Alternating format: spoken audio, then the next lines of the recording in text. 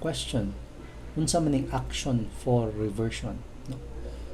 Atong naisgutan last time, no, ang katong remedy sa government or the state, that is an action for reversion.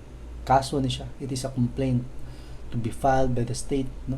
Kaso ni siya, i-file ni siya sa gobyerno laban sa usa ka landowner nga nakapatitulo sa yuta gamit ang fraud or misrepresentation, or even if kanang sipyat ba, nakalusot ng oversight.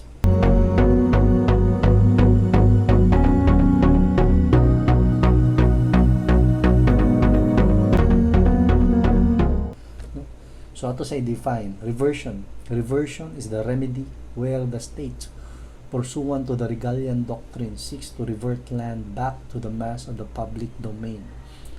It is proper when public land is fraudulently awarded and disposed of to private individuals or corporations.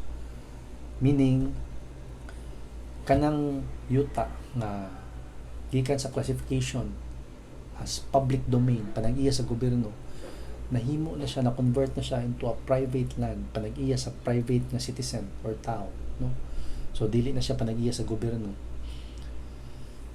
If kanang paglabang niya gikan sa public domain padung sa private character, either by fraud, may ilad, no, or misrepresentation, or ilad man gyapon doldool ra ni sila, no. Fraud or misrepresentation, normally kani this would occur like imong yuta imong gipa-certify as alienable and disposable. However, dili gyud dito siya alienable and disposable, imo lang bang gipalusot ba. So that is possible. So ang lain pud ana napoy laing instance diri, no.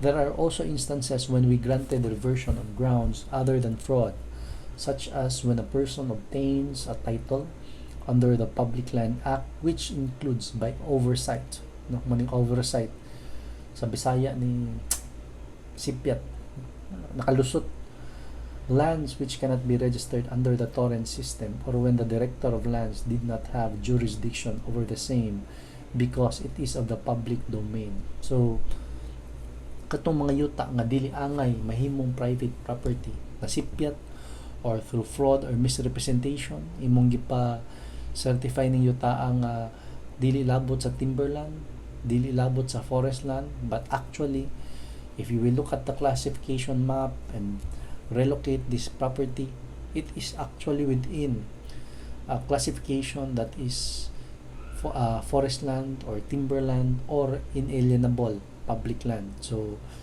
if the property that was titled converted into a private property was a certain parcel of land that should not have been in the first place titled or covered by a certificate of title, then it can be the proper subject of an action for reversion, no?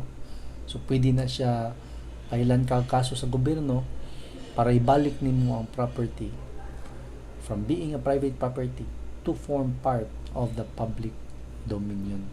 So panag-iya na pud siya balik sa gobyerno. So if I were you, if tan-aw nimo ang yuta forest land or timberland, ayaw na lang paggasto-gasto og patitulo. Makalusot siguro ka, but you will have either to exert efforts that would be classified as fraud or misrepresentation, no? Kaso ra imo ang abuton. So that is it for now.